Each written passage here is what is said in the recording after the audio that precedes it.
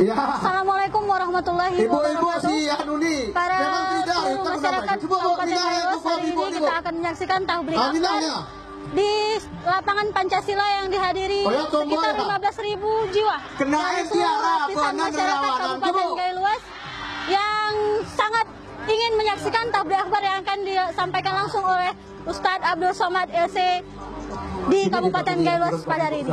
Terima kasih. Saya Julias Maningsih dari lapangan Pancasila Kabupaten Gayo Luas. Yang sebelah kanan.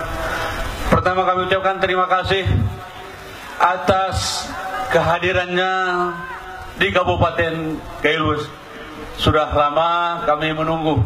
Insya Allah hari ini berkat usaha saudara Ustadz Fadil dan kawan-kawan, Ustadz Abdul Somad sudah tiba di hadapan kita. Tak lagi akan kita dengar tausiah dari beliau. Assalamualaikum warahmatullahi wabarakatuh.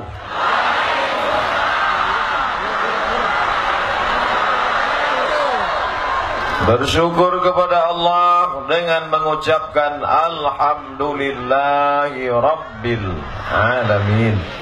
Berselawat kepada Rasulullah dengan ucapan Allahumma salli ala Sayyidina Muhammad wa ala alihi wa sahbihi wa barik wa sallim.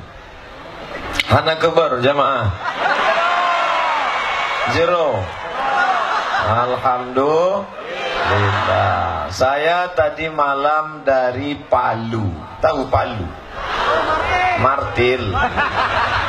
Sulawesi Tengah. Dari Palu pulang ke kota yang paling jauh, ujung pandang. Sekarang namanya Makassar. Dari Makassar balik ke Jakarta. Lalu pagi tadi dari Jakarta, Bapak Ibu sabar saja, nanti kita bagi-bagi. Ke depan ini 20 menit. Nanti ke sana 20 menit.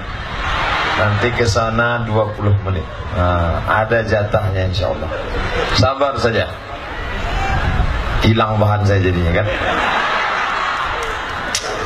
Pagi tadi kami pun menuju Medan. Kabarnya nanti Ustadz Somad dari Medan akan dibawa menuju Gayo Luas.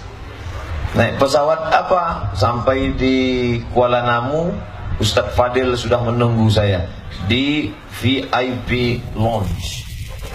VIP, very important person. Saya tanya sama Ustadz Fadil, pesawat apa? Kata dia, pesawat Susi Air. Di depan VIP itu ada 2 pesawat, kedua-duanya pesawat perempuan. Yang satu Susi, yang satu Siti. Citylink. Tapi kita tidak boleh menyepelekan perempuan.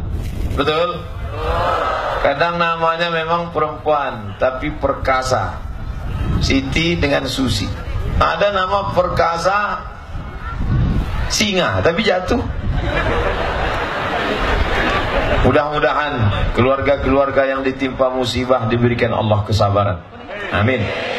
Lalu kemudian kami pun sampai di Gayo Luas. Sampai di Gayo Luas disambut dengan baju berwarna kuning. Ini yang di dalam.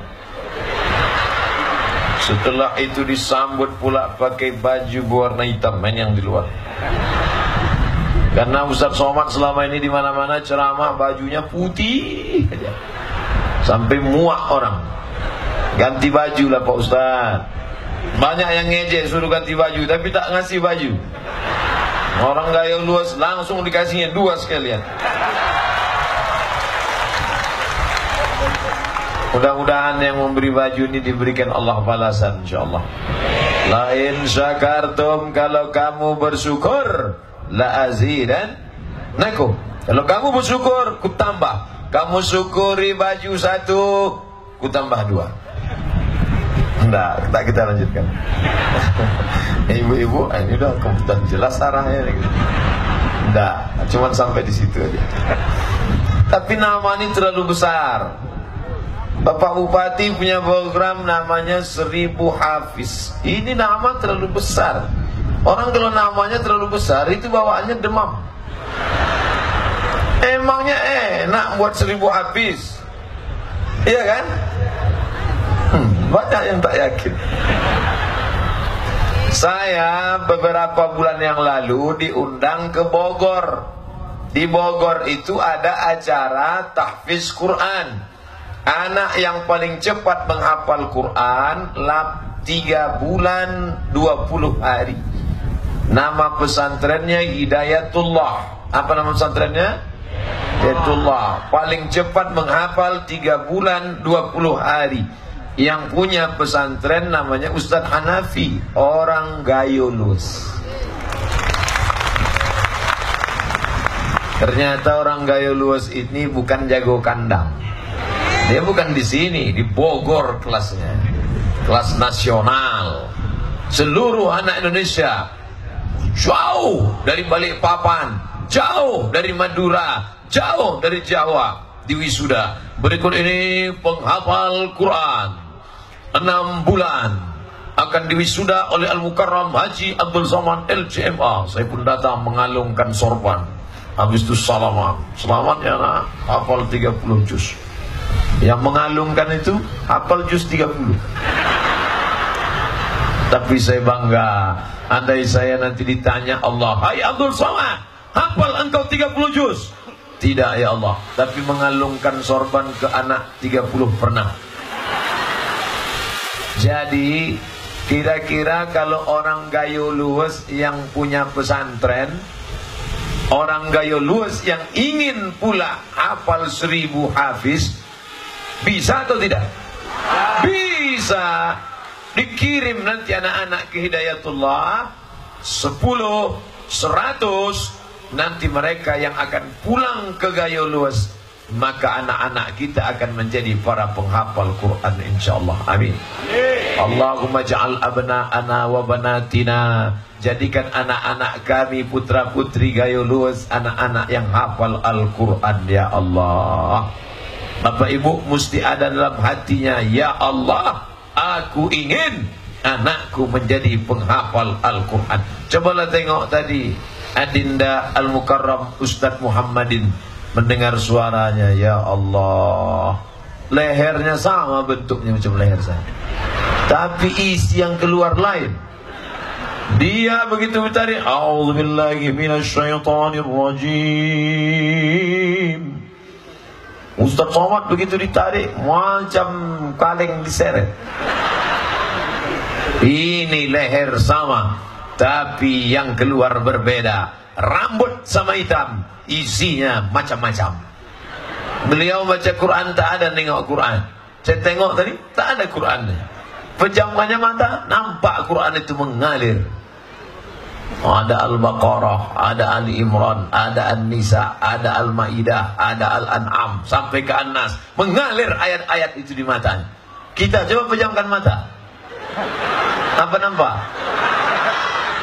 Bapak Ibu yang dimuliakan Allah Subhanahu wa ta'ala, maka insyaallah cita-cita 1000 hafiz dari Gayolus akan terwujud insyaallah. Allahu Akbar. Mewujudkan 1000 hafiz di bumi Aceh, Nangro, Aceh Darussalam, jangan sangka itu hal yang baru. Seluruh orang di Indonesia tidak akan paham isi Al-Quran kalau tidak ada orang Aceh. Betul? Kok betul? Nah, betul-betul aja. Ustadz Somad bukan orang Aceh, bukan. Saya orang Melayu, datang dari Riau. Bahasa Ustadz apa? Bahasa Melayu. Al-Quran bahasa apa? Bahasa Arab. Dari mana Ustadz tahu bisa Quran bahasa Arab? Kok paham Ustadz? Karena ada seorang anak bangsa yang menerjemahkan Quran ke dalam bahasa Melayu, namanya Abdul Raub As-Singkili, dikenal dengan nama Syekh Kuala, ulama dari bumi Aceh, Nangro, Aceh Darussalam.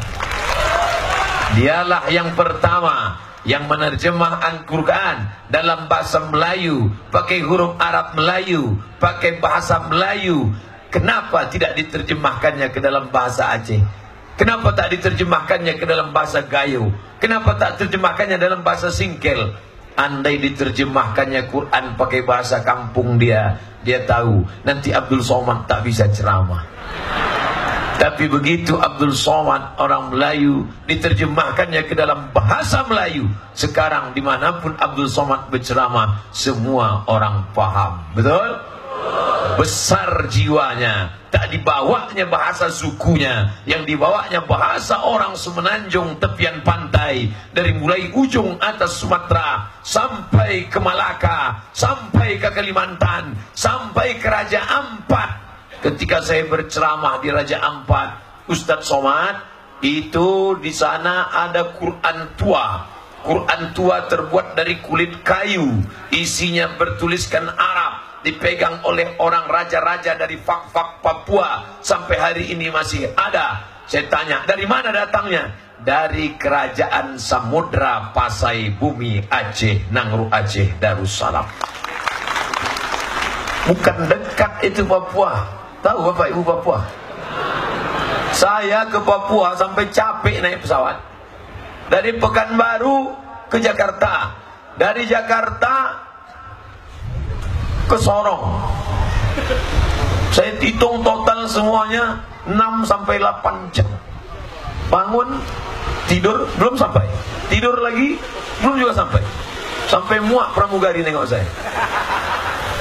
Bapak Ibu yang dimuliakan Allah Subhanahu wa taala. Jadi menjadi orang Aceh, menjadi orang Gayo luas, maka tanggung jawabnya besar.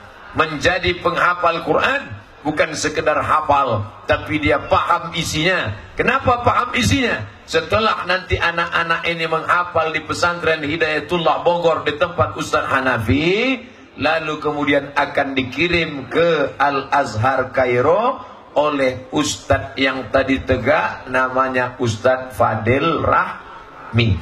Ini hari pertama saya ceramah.